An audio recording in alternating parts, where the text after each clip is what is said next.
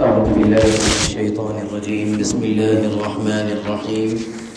الحمد لأهله والصلاة لأهلها. أما بعد. انتہائی واجب الاحترام قابل احترام بزرگان دین، نوجوانان اہل سنت، السلام علیکم ورحمۃ اللہ وبرکاتہ۔ حضرت ابو ذر رضی اللہ عنہ نے جناب نبی کریم علیہ السلام سے کچھ نصیحتوں کی درخواست فرمائی تھی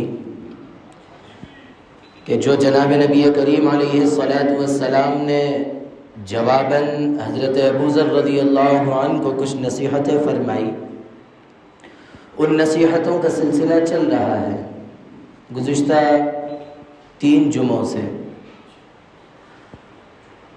پہلی نصیحت کرتے ہوئے حضرت ابو ذر رضی اللہ عنہ کو جناب نبی کریم علیہ السلام نے فرمایا کہ ابو ذر تقوی اختیار کرو، اور پھر دوسری نصیحت فرمائی کہ تلاوت قرآن کا اہتمام کرو اور اللہ کا ذکر کرو، اور پھر تیسری نصیحت کرتے ہوئے ارشاد فرمایا کہ زیادہ خاموش رہا کرو۔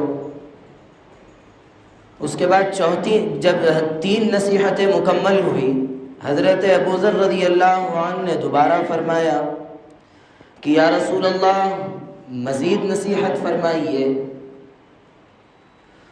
تو اللہ کے نبی علیہ السلام نے حضرت ابو ذر رضی اللہ عنہ کو چوتھی نصیحت کرتے ہوئے ارشاد فرمایا علیک بطول الصمت، کہ ابو ذر تم ایک کام یہ کرو کہ تم ہمیشہ خاموشی کو لازم پکڑو، تم ہمیشہ زیادہ ہنسنے سے بچو۔ اس کی وجہ یہ جو آدمی زیادہ ہنستا ہے تو وہ اس بات کی علامت ہے کہ وہ آدمی آخرت کی فکر سے لاپرواہ ہے، اس کو آخرت کی کسی قسم کی کوئی فکر نہیں ہے۔ جس شخص کے سامنے حساب کتاب ہو، جس شخص کے سامنے یہ منظر ہو کہ اللہ کے سامنے کھڑا ہونا ہے، جس وقت اللہ بے انتہا جلال میں ہو، اور پھر جس شخص کے سامنے قبر کا اندھیرا گھڑا ہو کہ اس میں اکیلے رہنا ہے، تو وہ شخص اپنے دانتوں کی نمائش نہیں کرتا۔ جس شخص کے سامنے آخرت کی فکر نہیں ہے، وہی شخص ٹھیٹھی ٹھاٹا میں لگا ہوا رہتا ہے، ہمیشہ ہنسی مذاق اس کی زندگی کا مقصد بنا ہوا رہتا ہے۔ تو حضرت ابو ذر رضی اللہ عنہ کو جناب نبی کریم علیہ السلام نے فرمایا کہ ابو ذر زیادہ ہنسنے سے بچو۔ اب آگے فرمایا کہ زیادہ ہنسنے سے نقصانات کیا ہوتے ہیں۔ پہلے نقصان کا ذکر کرتے ہوئے اللہ کے نبی علیہ السلام ارشاد فرما رہے ہیں فَإِنَّهُ يُمِيتُ الْقَلْبَ، کہ جو آدمی زیادہ ہنستا ہے تو اس کا دل مردہ ہو جاتا ہے۔ اچھا، آدمی کیسے پہچانے کہ میرا دل زندہ ہے یا مردہ ہے؟ اگر کسی کا دل دھڑکتا ہو تو طب کے اعتبار سے تو اس کو زندہ کہا جاتا ہے، لیکن اللہ اور اس کے رسول صلی اللہ علیہ وسلم کے پاس یہ صرف معیار نہیں ہے۔ آپ کے پاس معیار یہ ہے کہ کسی شخص کا اگر دل زندہ ہے تو اس کی علامت یہ ہوگی کہ جب وہ کوئی نیکی کرے، کوئی نیک کام کرے تو اس کا دل خوش ہو جائے، یا اور اگر پھر کوئی برائی کرے تو اس کا دل پریشان ہو جائے، پشیمان ہو جائے، اس کو دل میں تکلیف محسوس ہو۔ یہ دل کے زندہ اور مردہ ہونے کی علامت ہے۔ اب ہر شخص اپنا گریبان دیکھے کہ کس شخص کا دل زندہ ہے اور کس شخص کا دل مردہ ہے۔ اگر کسی شخص کا دل مردہ ہے تو کیا اسباب بن رہے ہیں کہ دل مردہ ہوتا چلا جا رہا ہے، اور دل نیکی پہ نہ خوش کر رہا ہے، نہ برائی پر تکلیف پہنچا رہا ہے۔ اگر کسی شخص کا دل ایسا ہے تو اس کو فوراً اپنی فکر کرنی چاہیے کہ کہیں ایسا نہ ہو کہ مردہ دل کے ساتھ ہم اس دنیا سے رخصت ہو جائے، کہ ہم کو اپنی نیکیوں کی بھی خبر نہ ہو، برائیوں کی بھی خبر نہ ہو۔ اگر کوئی آدمی نیک کام کرتا ہے تو اس کا دل خوش ہوتا ہے تو وہ مزید نیک کام کی طرف آگے بڑھتا ہے، اس کو مزید شوق پیدا ہوتا ہے کہ میں یہ بھی کروں، یہ بھی کروں۔ لیکن جب اس کا دل زندہ نہ ہو تو وہ نیکی کرتا ہے تو اس کو کسی چیز کے احساس نہیں، اس کو خوشی نہیں، تو وہ مزید نیکی کے لیے وہ کیسے ابھر سکتا ہے؟ اسی لیے دل کو زندہ کرنے کے لیے پہلا کام یہ کرنا پڑے گا کہ آدمی زیادہ ہنسنے سے بچ جائے۔ اگر زیادہ ہنسنے سے بچ جائے گا تو پھر اس کا دل زندہ ہوگا، پھر اس کو نیکیوں کا شوق بھی ہوگا، اور نیکی سے خوشی بھی ہوگی، برائی سے تکلیف بھی ہوگی، احساس بھی پیدا ہوگا، اور پھر وہ برائی سے بچے گا بھی۔ دوسرا نقصان کا تذکرہ کرتے ہوئے جناب نبی کریم علیہ الصلاۃ والسلام ارشاد فرماتے ہیں کہ اگر تم زیادہ ہنسو گے تو اس کا دوسرا نقصان یہ ہوگا وَيَذْهَبُ بِنُورِ وَجْهِ، کہ اس کے چہرے سے اللہ تعالیٰ نور کو ختم کر دیتے ہیں۔ کیا مطلب؟ دو اعتبار سے آپ اس کو سمجھ سکتے ہیں۔ پہلا یہ کہ آدمی کا روب، دبدبہ جو ہوتا ہے وہ ختم ہو جاتا ہے۔ عموماً دیکھیے جو لوگ زیادہ ہنستے ہیں، ہمیشہ مذاق میں لگے ہوئے رہتے، چھوٹا بچہ بھی ان کے ساتھ مذاق کر دیتا ہے۔ کیوں؟ وہ مذاق کر کر کے اپنی اہمیت کو گرا لیے، اپنی اہمیت کو ختم کر لیا، جس کی وجہ سے سامنے والا یہ نہیں دیکھتا کہ یہ بڑا ہے، یہ چھوٹا ہے، یہ بھی مسخرہ ہے، اسی لیے سامنے والا بھی اس کے سامنے مسخرہ بن کے پیش ہوتا ہے، یہ نقصان پہنچتا ہے۔ اور پھر اخروی اعتبار سے، دینداری کے اعتبار سے وَيَذْهَبُ بِنُورِ وَجْهِ کو ایسے سمجھ سکتے ہیں کہ اللہ رب العزت عبادات کی وجہ سے، نیک اعمال کی وجہ سے، محارم سے بچنے کی وجہ سے اللہ رب العزت اس کے چہرے پر ایک قسم کا ایسا نور پیدا فرمایا کہ جس کی وجہ سے اس کا چہرہ اللہ والوں کا چہرہ نظر آتا تھا۔ اس کے چہرے کو دیکھ کر اللہ یاد آ جاتے تھے، اس کے چہرے کو دیکھ کر آدمی کے اندر نیکی کا شوق پیدا ہو رہا تھا، اس کے چہرے کو دیکھ کر آدمی کو برائیوں پر پشیمانی نظر آنے لگی تھی۔ لیکن زیادہ ہنسنے کی وجہ سے اللہ رب العزت وہ نور بھی ختم کر چکے۔ اب اس کو دیکھ کر نہ اللہ یاد آتا ہے، نہ آدمی کو نیکی کی خواہش ہوتی ہے، نہ نیکی پر کوئی احساس ہوتا ہے۔ اور زیادہ ہنسنا بے فکری کی علامت ہے، اور آدمی کا اپنا روب، دبدبہ سب کچھ ضائع کر دیتا ہے۔ اچھا، ایک بات یہ ہے کہ ہنسنے کی یہ برائی ہے، تو کیا ہمیشہ غصے کا چہرہ بنا کر یا پھر ہمیشہ نہ مسکراتا ہوا چہرہ بنا کر رہنا چاہیے؟ بد اخلاقی والا چہرہ بنا کر رہنا چاہیے؟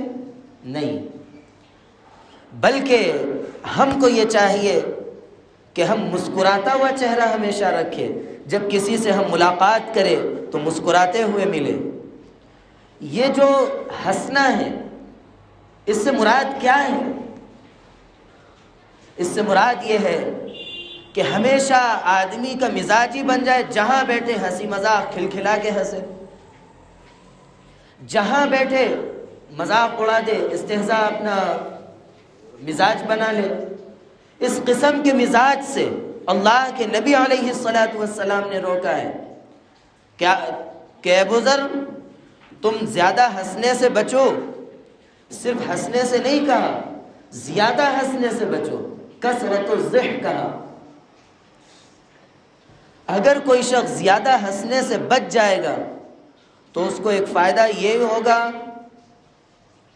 کہ اللہ رب العزت اس کے چہرے پر نور ڈالیں گے، اور دوسرا فائدہ یہ ہوگا کہ اللہ رب العزت اس کے دل کو زندہ فرمائیں گے۔ تو یہ زیادہ ہنسنے کے نقصانات جب ہمارے سامنے آئے تو اب ہم کیا کریں؟ زیادہ ہنسنے سے بچیں اور جب آدمی زیادہ ہنسنے سے بچتا ہے تو اللہ رب العزت اس کو بہت ساری نعمتوں سے نوازتے ہیں۔ اللہ رب العزت ہم سب کو ان باتوں پر عمل کی توفیق عطا فرمائے۔ آخر میں اس نصیحتوں سے ہٹ کر آج کے حالات کے حساب سے ایک حدیث ہے، اس کا صرف ایک ٹکڑا میں آپ کے سامنے تذکرہ کروں گا کہ آپ اس ٹکڑے کو سن کر سمجھنے کی کوشش کیجئے کہ اللہ کے نبی علیہ الصلاۃ والسلام اس امت کو کہاں تک آگاہ کیے ہیں، کہاں تک اس امت کے بارے میں بتایا ہے۔ ایک حدیث ہے، جناب نبی کریم علیہ الصلاۃ والسلام نے ارشاد فرمایا، یوشک ان یأتی علی الناس زمان لا يبقى فيه الاسلام الا اسم ولا يبقى فيه القرآن الا رسم، کہ جناب نبی کریم علیہ الصلاۃ والسلام ارشاد فرماتے ہیں کہ ایک زمانہ ایسا آنے والا ہے کہ جس میں اسلام صرف نام کا باقی رہ جائے گا، لا يبقى فيه الاسلام الا اسم، صرف اسلام نام کا باقی رہ جائے گا۔ دیکھا تو یہ جائے گا کہ آبادی مسلمانوں کی ہے، حکومت مسلمانوں کی ہے، اثر و رسوخ مال و دولت مسلمانوں کے پاس ہے، لیکن وہاں اسلامی تعلیمات نظر نہیں آئے گی۔ ایک زمانہ ایسا آنے والا ہے، اللہ کے نبی علیہ الصلاۃ والسلام کے برحق ہونے کی یہ بھی نشانی ہے کہ آپ نے 1400 سال پہلے یہ آنے والے وقت کا تذکرہ فرمایا، اور آج کے حالات کو سامنے دیکھ کر رکھ کر اندازہ لگائیے کہ بظاہر اسلامی مملکت کہا جاتا ہے، یا پھر خیر اپنے نام سے بھی اسلامی لفظ ہٹا لیا گیا، لیکن اسلام کے نام سے وہ آگے بڑھتے ہیں، اپنے آپ کو مسلمان کہتے ہیں اور اقتدار بھی مسلمانوں کا ہے، لیکن اسلام کی تعلیمات سے خالی ہے۔ وہ ہو رہا ہے جو مغرب کی طرف سے اشارے کیے جا رہے ہیں، اور پھر وہ تقدس جس کا اسلام نے رکھا ہے، آج کے وہ درندہ صفت لوگ اس تقدس کو پامال کر رہے ہیں۔ وہ لوگ اپنے آپ کو مسلمان کہہ رہے ہیں، لیکن جو آثار تھے جناب نبی کریم علیہ الصلاۃ والسلام کے، حضرات صحابہ کے، ان آثار کو مٹانے میں یہ لوگ فخر محسوس کیے ہیں۔ یہاں تک کہ جو لوگ تاریخ جانتے ہیں وہ یہاں تک بھی جانتے ہوں گے کہ یہ جب حکومت بنی خلافت عثمانیہ کے بعد، تو انہوں نے گنبد خضرا کی طرف بھی انگلی اٹھائی تھی، انہوں نے اس کے بھی انہدام کی ناپاک کوشش کی تھی، لیکن اللہ رب العزت بر صغیر کے علماء کو جزائے خیر دے، اس وقت انہوں نے جا کر دفاع کیا تھا، آج گنبد خضرا بچا ہوا ہے۔ تو اگر یہ لوگ کوئی حرکت کرتے ہیں تو ایسا محسوس ہوتا ہے کہ کوئی نئی بات نہیں ہے، ان کا وجود کوئی اسلامی احکامات کے مطابق نہیں ہوا تھا، اسلامی اصول کے مطابق نہیں ہوا تھا۔ خلافت عثمانیہ کا خاتمہ ان لوگوں نے کر کے، ان لوگوں نے حرمین کی مقدس چیزوں کو اس وقت کوڑے میں پھینک دیا تھا، تو اس کو ترک حکومت نے اٹھا کر اس وقت لے کر گئے تھے۔ آج وہی لوگ آگے بڑھ کر ہر ان چیزوں کا اہتمام کر رہے ہیں، اجازت دے رہے ہیں جن کو اسلام نے منع فرمایا، بلکہ سختی سے جس کو حرام قرار دیا اس کی اجازت دے رہے ہیں۔ تو اندازہ لگائیے کہ جناب نبی کریم علیہ الصلاۃ والسلام نے اس وقت فرمایا تھا لا يبقى فيه الاسلام الا اسم، آج وہاں صرف یہی صورتحال ہے۔ ایسا نہ ہو کہ وہ صورتحال کیا کہ اسلام صرف نام کا باقی رہ جائے گا ہمارے پاس نہ ہو. ہم اپنے آپ کو بچائے، ہم صرف اسلام کو اور مسلمان بطور نام کے نہ رہے، بلکہ ہم آپ کی تعلیمات پر عمل کر کے ہم اسلام کی صرف نام سے نہیں بلکہ اعمال سے زندہ کریں. اگر زندہ کریں گے تو پھر ہم ان کی صفوں سے ہٹیں گے، ورنہ ہم میں اور ان میں کوئی فرق نہیں ہوگا کہ وہ بھی اسلام کو مٹانے، اسلام کے اہم مقدسات کو مٹانے، اسلامی تعلیمات کو مٹانے کی فکر میں ہم بھی اپنے اعمال سے اسی طرح ظاہر ہوں گے. اسی لیے ہم کو یہ چاہیے کہ ہم دوسروں پر تو ہم اپنے احکامات لاگو نہیں کر سکتے، لیکن ہم اپنی ذات پر تو لاگو کر سکتے ہیں. ہم اپنی ذات کے اعتبار سے تو مسلمان بن سکتے ہیں. ہم اپنے پینچے کو ٹخنے کے اوپر ہم رکھ سکتے ہیں. اس سے کیا ہو جائے گا؟ کیا آدمی کی نوکری چلے جائے گی؟ نقصان ہو جائے گا؟ کیا ہو جائے گا؟ کچھ نہیں. مغربیت کے اشارے پر ہم نے بھی نیچے کر لیا، ان لوگوں نے کچھ آگے بڑھ کر کیا، ہم نے کچھ ان کے پیچھے کھڑے ہو کر کیا. اسی لیے جس طرح وہ لوگ مجرم ہیں، اگر ہم بھی تعلیمات کو چھوڑیں گے تو ہم بھی اسی طرح کے مجرم قرار دیے جائیں گے. اسی لیے اپنے آپ کو جناب نبی کریم علیہ الصلاۃ والسلام کی تعلیمات پر لانا بے انتہا ضروری ہے. اسی وقت ہم اس زمانے کا جس طرف جناب نبی کریم علیہ الصلاۃ والسلام نے اشارہ فرمایا ہم بچ سکیں گے. اہتمام کیجئے، دوسروں پر رونے سے کچھ نہیں ہوتا.